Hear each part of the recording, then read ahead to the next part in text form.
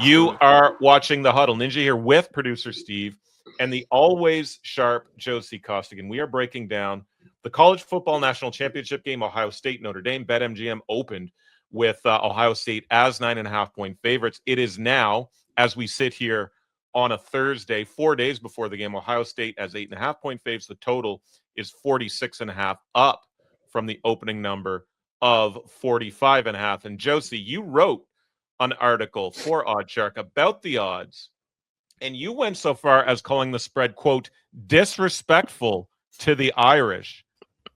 Why do you think this? Look, I'm going to preface this by saying, too, I'm not biased. I know I'm a Notre Dame fan, but if you go back to all the huddles, I'm their biggest hater as much as I love them, okay?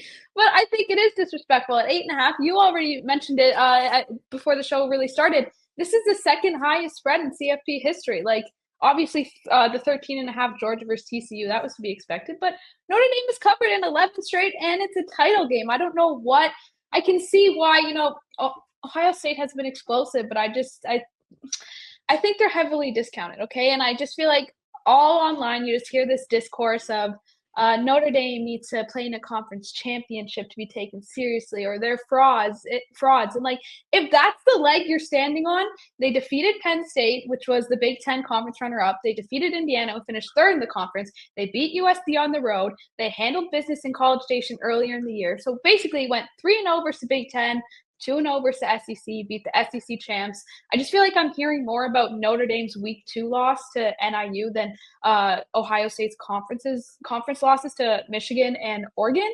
I just feel like it's a little disrespectful at 8.5. So you don't need to get into your pick or anything here. Okay. But break this one down on the field. Is there any sort of mismatches maybe here that the Irish can expose, or Ohio State can expose for that matter? Or what can Notre Dame do to keep this one close and stay competitive, or maybe even win this game straight up? Yeah, I think Notre Dame can slow them down, and I think we might not even know what that looks like yet. The Irish have sort of been kind of like a chameleon in the CFP. They adjust accordingly and quickly, and I think that's behind Marcus Freeman's leadership. The defense has always been there. I think we saw that in Penn State, a couple big red zone stops and keeping that scoreboard tight until the offense could get their shit together.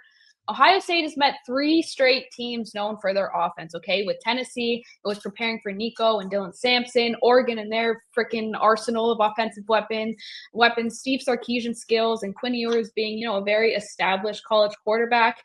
Whereas I think Notre Dame's route has kind of been a compilation of opponent strengths, if that makes sense. Like, they're coming off the toughest up then.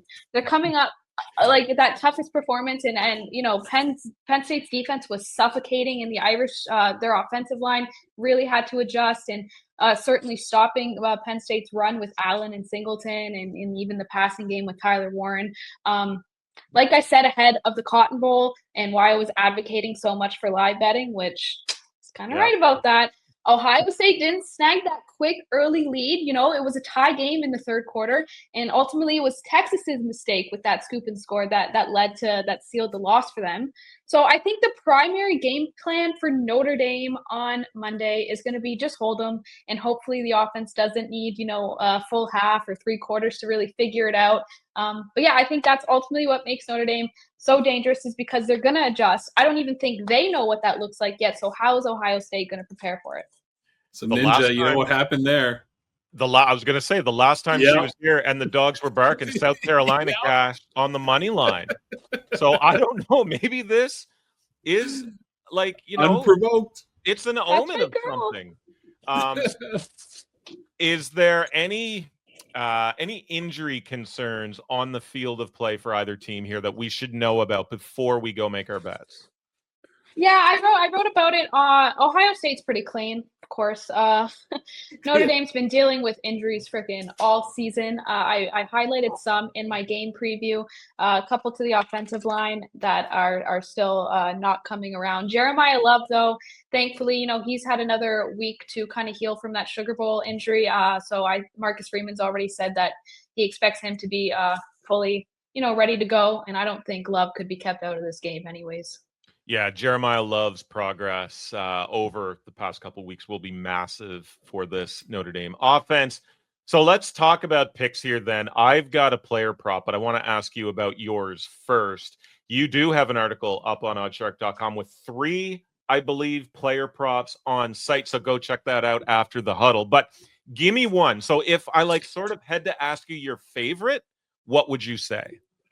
Yeah, so I do have 3 on site that I'm confident about, and they're not all Notre Dame before you guys start chirping, but the one I'm going to pick as my favorite is Jeremiah Love over 41.5 rushing yards, -114 at FanDuel. He's averaged just over 89 rushing yards in his last 5, and look, this guy just simply can't be put down if he doesn't want to be put down.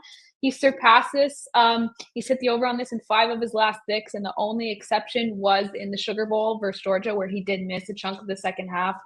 He has, scored a touchdown in 15 of his last 16. He led them down the field all the time, and he gets them on the scoreboard. A testament to athleticism. He already showed the clip of him, against Penn State, getting in that gritty touchdown. So I think at 41.5, if he finds a gap, he can get this in two carries if he really wanted to. I am on the Ohio State side for my prop, and it's Travion Henderson under 11.5 attempts. This is -112 at FanDuel. So fun fact, 15 games played, and he has not eclipsed this number once this season. Now, he's had 11 a couple times and 10 on 6 occasions, but just doesn't see the ball as much as he did in his junior season, with Judkins seeing the bulk of the workload out of the backfield. And another factor here is that this guy might be the one that is a bit more involved in the passing game. See that screen pass for a touchdown he had against Texas, of course, but he was 4th on this team in catches with 10.5 yards per catch. So his impact could be felt on passing downs as well here. So with that, I like the under 11.5 carries for Travion Henderson in the championship game. Josie, what do you think about that one?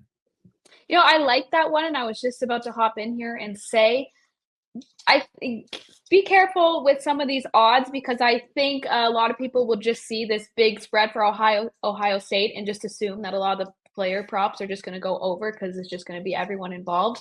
But yeah, just be aware that Notre Dame's defense is good. And like you said, it's the national championship. Things are going to have to change. They've been studying each other probably, the last few weeks, just preparing for this. So, just don't be expecting maybe, the running back to do all the running and the receivers to do all the catching. There might be a couple trick plays in there. So, just be careful of those inflated props. Drew Allard not playing in this game, potentially lucky for Ohio State, as they got Will Howard, who I know, to be fair, you're also high on Will Howard a little bit as well over there at Ohio State. Stevie Pan says, we can't bet college player props in Pennsylvania. It is ridiculous. But you're going to enjoy the game regardless, Stevie, and I know you'll have some bets in for this one. Let me know what you've got in the chat there. Okay, talk to me about your game pick then, Josie. I think I can put 2 and 2 together and figure it out a little bit here. But who are you taking here? Okay. As always, when I come on the huddle, I can't really say it, so you guys are just going to have to read between the lines. Again, I'm very superstitious, so I can't say it out loud.